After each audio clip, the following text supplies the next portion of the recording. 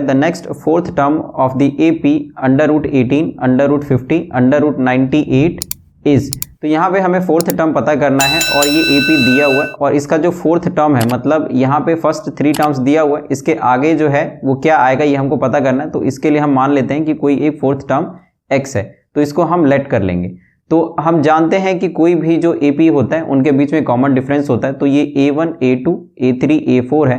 तो हम क्या करेंगे, वही चीज यहाँ पर लिख लेंगे कि since common difference is same, common difference is same, तो देयरफॉर अगर हम A2 में से A1 को माइनस करें और A4 में से A3 को माइनस करें तो वो सेम बात पड़ेगा, क्योंकि ये भी कॉमन डिफरेंस है, ये भी कॉमन डिफरेंस है। अब इसकी वैल्यू हमें पुट कर देना है। तो ये है यहाँ पर A2 मतलब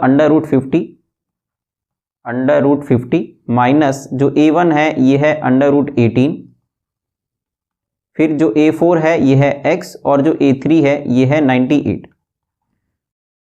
तो आपको इन सभी नंबरों को ऐसे लिखना है जिसका कोई ना कोई एक स्क्वायर है और वो निकल सकता हो इस रूट से बाहर। जैसे इस 50 को हम लिख सकते हैं 2 × 25, क्योंकि जो 25 है ये रूट से बाहर आ सकता है। इसी तरीके से इस 18 को हम लिख सकते हैं 2 × 9, फिर x और माइनस में 98 को लिख सकते हैं 2 × 49, क्योंकि 49 7 बन के बाहर आ सकता है।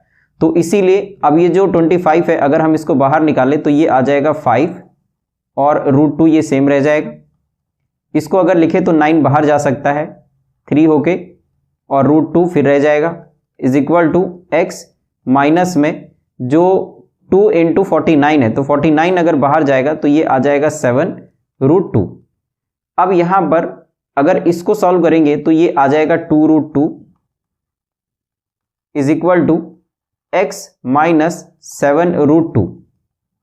तो 7 √2 को अगर हम इधर लेकर आए तो ये आ जाएगा प्लस में, मतलब x इज इक्वल टू ये हो जाएगा 2 √2 प्लस 7 √2, और अगर हम इसको ऐड करें तो ये आ जाएगा 9 √2। और अगर इस 9 को भी अगर हम अंदर लेकर जाएं तो क्योंकि बाहर स्क्वायर बन के आता है तो इसीलिए अगर हम इसका स्क्वायर करें, इस 9 का स्क्वायर करें तो ये आ जाएगा 2 9 × 9 अंडर रूट, क्योंकि यही 9 बाहर गया था जैसा कि ये है। तो 9 9 = 81 और 81 को 2 से मल्टीप्लाई करेंगे तो ये आ जाएगा 162 फोर्थ टर्म। तो जो फोर्थ टर्म है ये आ जाएगा 162।